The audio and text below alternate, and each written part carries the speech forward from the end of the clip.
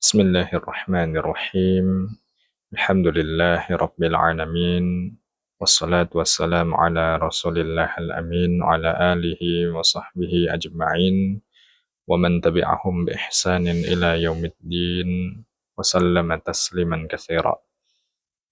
Allahumma anfa'na bima 'allamtana wa 'allimna ma yanfa'una wa zidna ilman wa amalan wa khasyatan ya rabbal alamin. اللهم فقهنا في الدين وافتح علينا فتوح العارفين. اللهم إنا نسألك علما نافعا ورزقا طيبا وعملا صالحا متقبلا. ربنا اشرح لنا صدورنا ويسر لنا أمورنا واحلل عقدة من ألسنتنا يفقه قولنا. اللهم آمين. طيب إخوان والأخوات, para asatidah dan ustadzat, azan ya Allah wa iyyakum. Kali ini adalah pertemuan ketiga kita dari rangkaian pembacaan dan sedikit penjelasan dari kitab pertama yang kita akan pelajari, yaitu kitab Khulasah Ta'dhimil Ilmi karya Fadilatul Syekh Al-Utsaimin wafaqahullahu ta'ala. Sekarang kita masuk pada muqaddimah yang kedua, fi safhah as-saminah, di halaman yang ke-8, setelah sebelumnya kita telah membacakan, menyelesaikan muqaddimah yang pertama. Ya, silahkan dibuka kitabnya. Halaman yang ke-8. Taib. Qala al-musannifu rahimahullah hafizahullah ta'ala wa nafa'ana bihi wa bi'ulumihi fit dharain. Allahumma ighfir lana wa liwalidina wa limasyayikhina wa lisairil muslimin. Allahumma amin. Ya, dari paling atas, Bismillahirrahmanirrahim. Dengan nama Allah yang Maha Pengasih, Maha Penyayang. Ya, penjelasan basmalah ini sudah kita jelaskan pada muqaddimah yang pertama. Silahkan nanti bisa merujuk kembali kepada penyampaian di muqaddimah yang pertama. Ya, berikutnya paragraf pertama. Alhamdulillahi, segala puji hanya milik Allah. Wa asyhadu an la ilaha illallah, dan aku bersaksi bahwa tidak ada ilah, tidak ada sesembahan yang berhak diibadahi, yang berhak disembah kecuali Allah. Wa asyhadu anna Muhammadan abduhu wa rasuluh sallallahu alaihi wasallam, dan aku juga bersaksi bahwa Nabi Muhammad itu adalah hamba dan utusannya sallallahu alaihi wasallam. Wa ala alihi wa sahbihi adada man ta'allama wa 'allama. Semoga salat dan salam tercurahkan kepada Rasulullah sallallahu alaihi wasallam, kemudian kepada keluarganya, kepada para sahabatnya, adada man ta'allama wa 'allama, yaitu dengan sholawat sejumlah sebanyak jumlah orang-orang yang belajar dan mengajarkan ilmu. Di sini tentu jumlah orang yang belajar, orang yang mengajarkan ilmu jumlahnya banyak. Nah, maka beliau menginginkan agar salawat dan salam kepada Nabi, keluarganya, dan para sahabatnya sebanyak jumlah tadi, orang yang belajar dan sejumlah orang yang mengajar. Tapi adapun tentang muqaddimah, ini juga sudah kita bahas, bisa silahkan merujuk pada pembahasan di muqaddimah yang kemarin, bahwa muqaddimah itu diantaranya harus berisikan 4 hal, basmalah, kemudian hamdalah, kemudian salawat, dan juga taslim. Kemudian amma ba'du. Amma ba'du, ini kemarin kita sebut sebagai faslul khitab. Penjelasannya pun sudah kita bahas pada muqaddimah yang kemarin. Silahkan dirujuk lagi. Nah, kemudian paragraf selanjutnya, paragraf kedua di halaman ini, kata beliau, فَإِنَّ حَظَّ الْعَبْدِ مِنَ الْعِلْمِ مَوْقُوفٌ عَلَى حَظِّ قَلْبِهِ مِنْ تَعْظِيمِهِ وَإِجْلَالِهِ. Kata beliau, sesungguhnya kadar ilmu yang ada dalam diri seorang hamba. Sesungguhnya kadar ilmu yang ada dalam diri seorang hamba. فَإِنَّ حَظَّ الْعَبْدِ مِنَ الْعِلْمِ mauqufun, tergantung, jumlahnya itu tergantung, besarnya itu tergantung, ala hadzi qalbihi min ta'dhimihi wa ijlalih, tergantung pada kadar pengagungan ilmu, kadar pemuliaan ilmu yang ada di dalam hatinya. Ini rumus yang Syekh paparkan di awal muqaddimahnya. Jadi, berapa banyaknya ilmu yang ada dalam diri kita, itu tergantung dari seberapa banyaknya, seberapa besarnya kadar pengagungan ilmu, kadar pemuliaan ilmu yang ada di dalam hati kita. Yang mana kata beliau, فَمَنِ امْتَلَأَ قَلْبُهُ بِتَعْظِيمِ الْعِلْمِ وَإِجْلَالِهِ صَلُحَ أَنْ يَكُونَ مَحَلًّا لَهُ. Kata beliau, siapa saja yang imtala'a qalbuhu, yang hatinya penuh terisi dengan ta'zimil ilmi wa ijlalih, yang penuh terisi dengan pengagungan ilmu dan pemuliaan ilmu, hatinya betul-betul mengagungkan ilmu, hatinya betul-betul memuliakan ilmu. Dia menjaga adab-adabnya, dia memperhatikan kaidah-kaidah dalam belajar, dia memperhatikan tata krama dalam majelis, adab kepada guru, dia mementingkan pengagungan ilmu di dalam hatinya. Maka apa yang terjadi? Kata beliau, soluha an yakuna mahallan lahu. Maka kata beliau, kalau hatinya seperti itu, maka hatinya layak untuk menjadi tempat bagi ilmu. Maka hatinya itu nanti berhak Allah berikan ilmu. Ini kuncinya. Jadi bagaimana agar hati kita bisa terbuka, mudah menerima ilmu, itu syarat yang beliau tetapkan di awal adalah kita harus memperbanyak, memperbesar, meningkatkan volume pengagungan terhadap ilmu di dalam hati kita. Kalau pengagungannya ini besar dalam hati kita, maka hati kita, kata beliau, saluha an yakuna mahallan lahu. Hati kita ini bisa layak menjadi tempat wadah penyimpanan bagi ilmu. Jadi hati kita mudah menerimanya. Tapi sebaliknya, wa bi qadari nuqsani haibatal ilmi fil qalbi. Jika pengagungan dalam hatinya ini nukson, berkurang, kadarnya hanya sedikit, jumlahnya hanya sedikit, kadar pengagungan ilmu dalam hatinya hanya sedikit, apa yang terjadi? Yanqusu hazzul abdi minhu.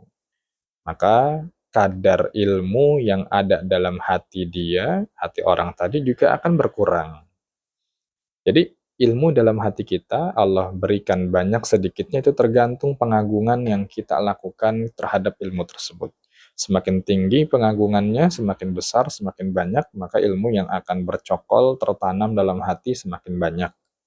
Tapi sebaliknya, ketika semakin sedikit pengagungan terhadap ilmu, maka ilmu yang akan Allah berikan pun juga jumlahnya akan semakin sedikit, sesuai kadar pengagungan ilmu dalam hatinya.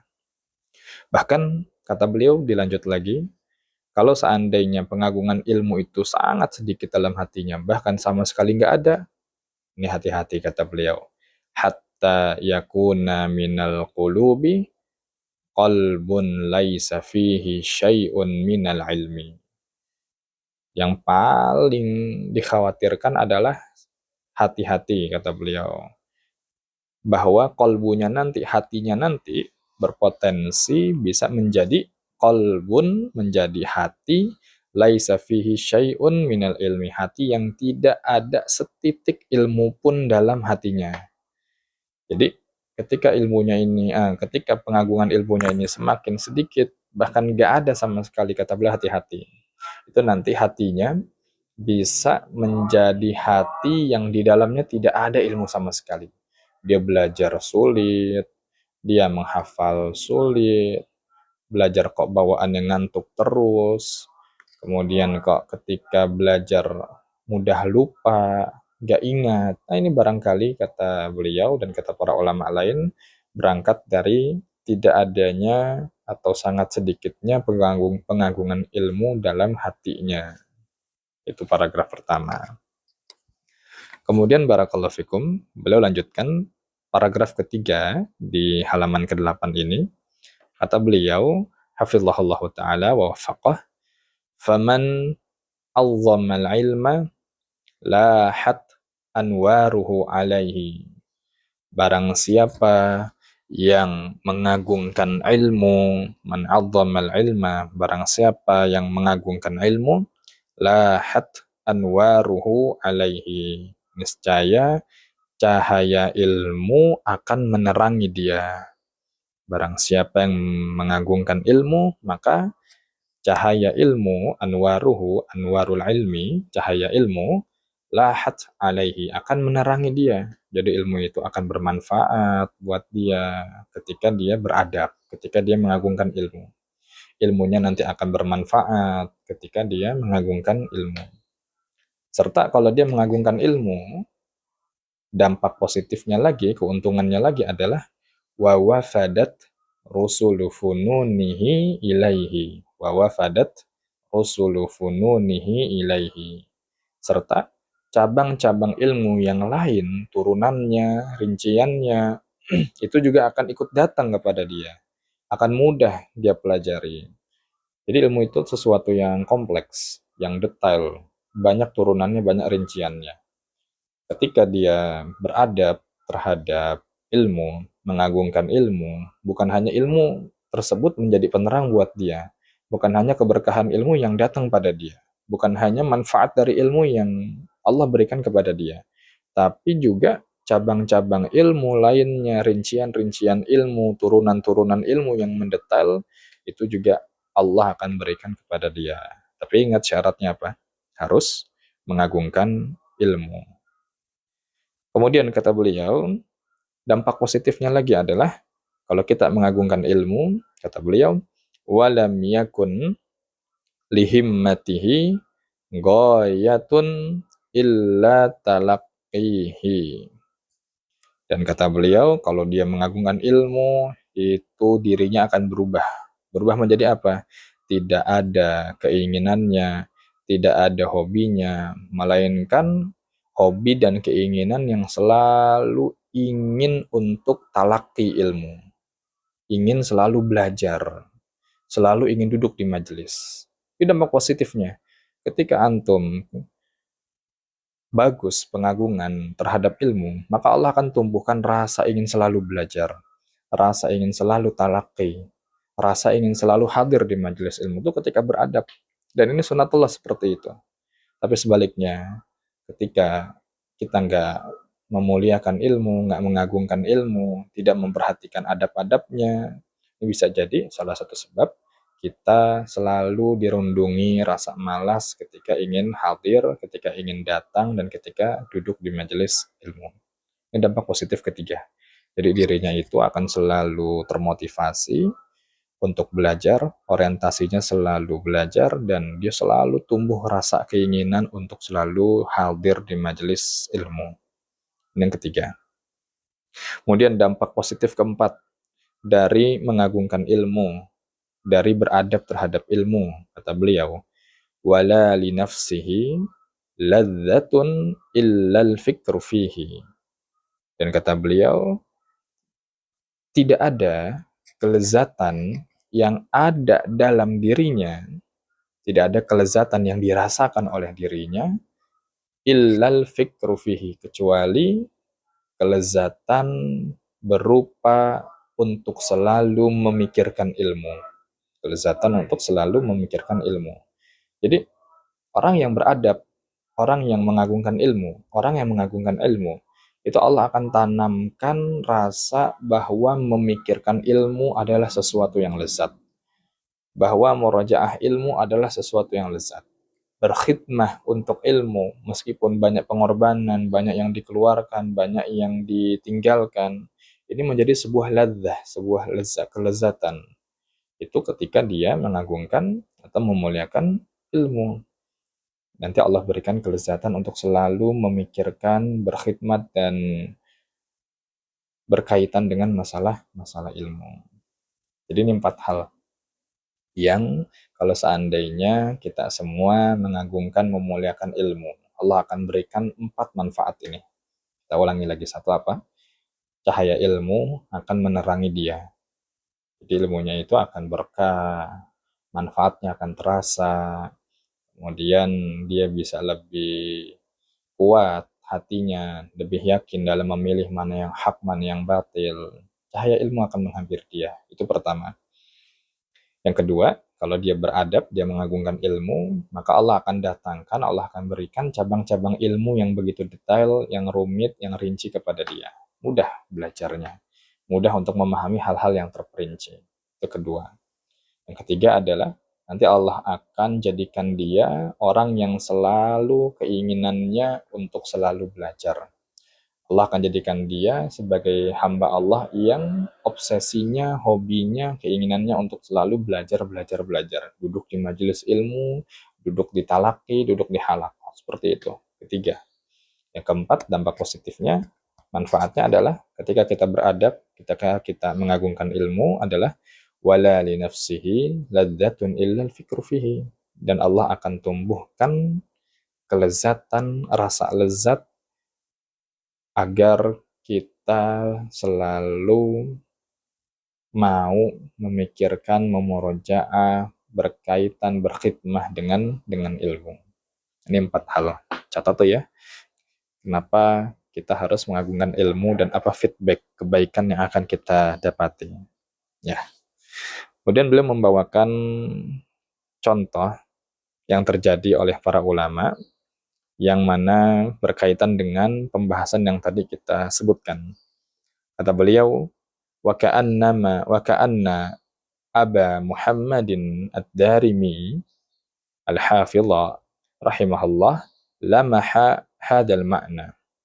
Kata beliau, seolah-olah Al-Imam Abu Muhammad Ad-Darimi, Al-Hafidh Ad-Darimi rahimahullah lamaha hadal makna. Yaitu beliau melihat, membaca permasalahan ini. Jadi beliau sudah seolah-olah Imam Ad-Darimi ini mengetahui permasalahan yang tadi kita sebutkan. Yaitu masalah orang yang mengagungkan ilmu, orang yang memuliakan ilmu.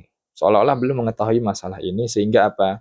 Fakhatama kitabal ilmi min sunanihi al-musammah bil musnadil jami' bibabin fi i'dhamil ilmi. Sehingga apa?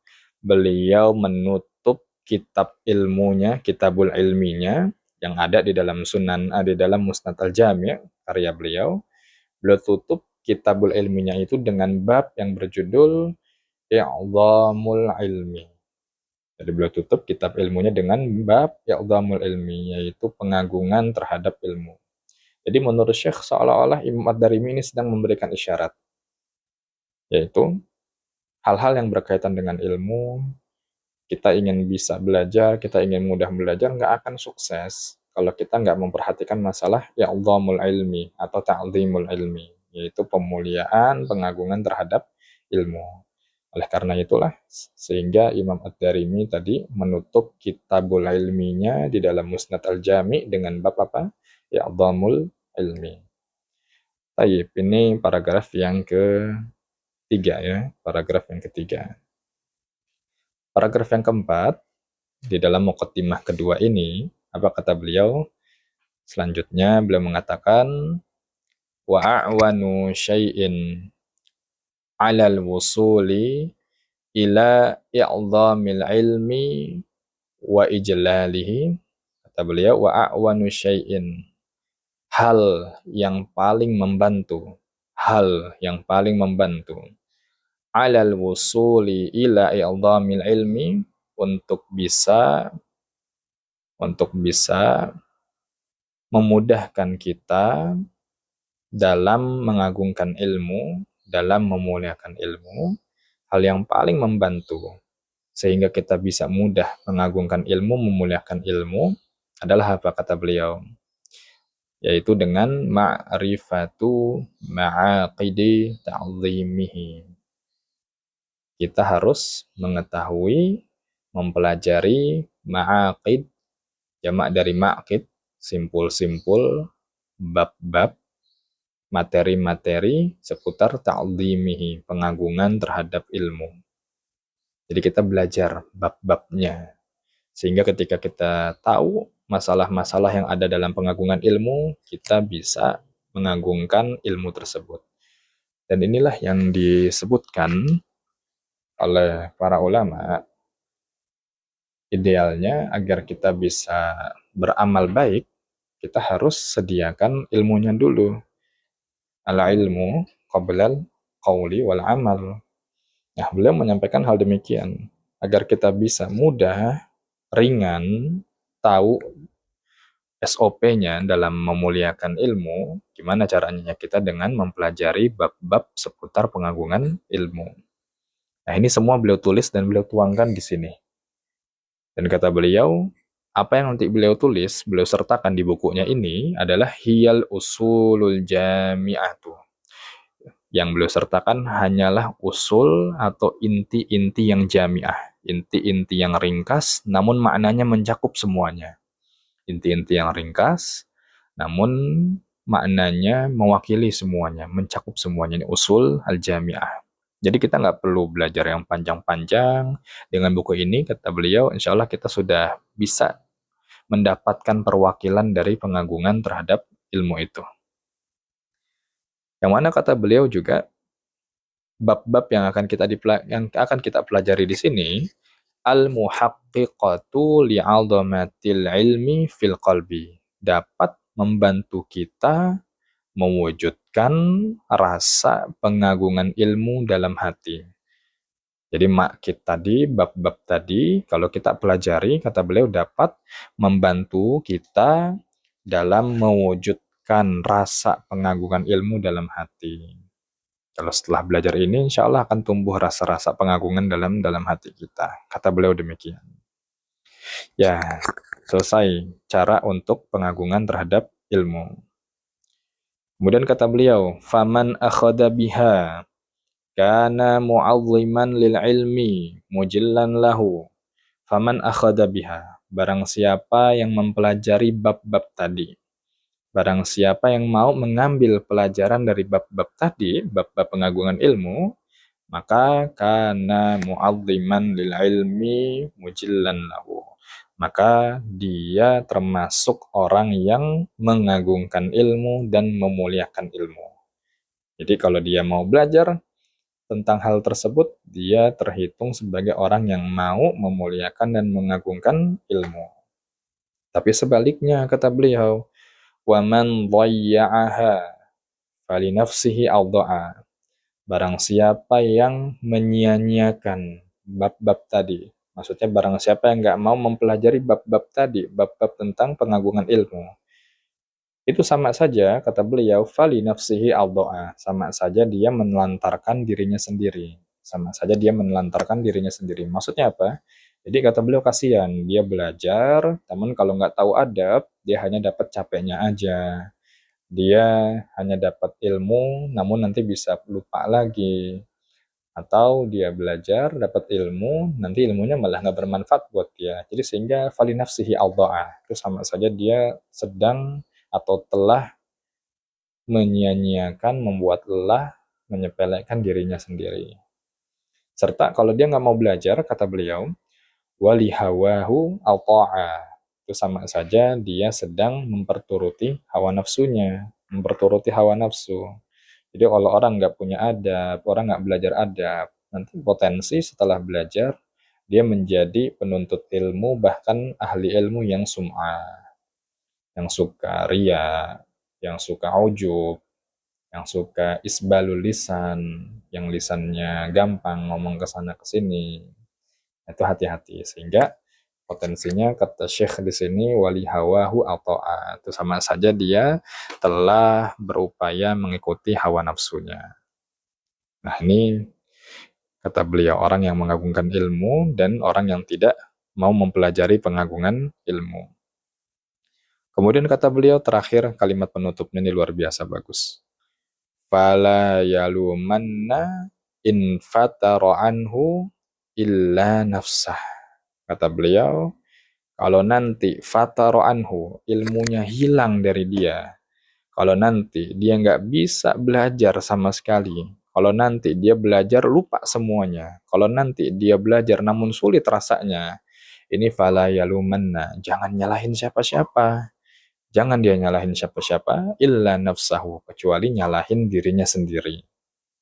Kecuali nyalahin dirinya sendiri. Jangan nyalahin, oh ustadznya ngajarinnya nggak benar, ustadznya ngajarin sulit, atau bukunya ini sulit difahami, atau belajarnya di malam hari misalnya ngantuk saya, atau jaraknya jauh. Jangan nyalahin siapa-siapa kalau dia nggak bisa ilmunya. Jangan nyalahin siapa-siapa kalau dirasa belajarnya sulit. Tapi kata beliau, fala yalumanna illa nafsah. Yaitu hendaknya dia menyalahkan dirinya sendiri. Karena salah dia sendiri yang nggak mau beradab, nggak mau belajar masalah adab-adab pengagungan terhadap ilmu. Selanjutnya, beliau terkait dengan hal ini membawakan pepatah dalam bahasa Arab. Kata beliau, yada ka'au kata wafu kanafakha, dua tanganmu yang mengikat kayu bakarnya, wafu kanafakha, dan mulutmu lah yang meniup apinya. Jadi tangan ente sendiri yang ngikat tuh kayu bakar, tangan ente sendiri yang nyiapin kayu bakarnya, wafu kanafakha, kemudian mulut ente sendiri yang niup tuh api sehingga apinya nanti besar. Nah, kalau udah kebakaran ya jangan nyalahin siapa-siapa. Karena ente yang nyalahin sendiri, ente yang gedein apinya sendiri, maka salahin tuh diri sendiri. Ya. Terakhir beliau tutup dengan kalimat bagus, dan ini kesimpulan dari yang kita bahas di muqaddimah kedua ini. Apa kesimpulan beliau? Wa man lam yukrimul ilma la yukrimuhul ilmu. Ini bagus kalimatnya. Dicatat, distabilo, dihafal kalau bisa. Kata beliau, wa man lam yukrimul ilma la yukrimuhul ilmu. Barang siapa yang tidak memuliakan ilmu, barang siapa yang tidak mengagungkan ilmu, maka la yukrimuhul ilmu, maka ilmu pun tidak akan mau memuliakan dia, maka ilmu pun tidak akan mau mengagungkan dia. Maksudnya apa? Jadi kalau dia nggak ta'lim, tidak mengagungkan ilmu, maka jangan harap ilmu itu datang kepada dia. Jangan dia harap ilmu itu akan mudah dia pelajari.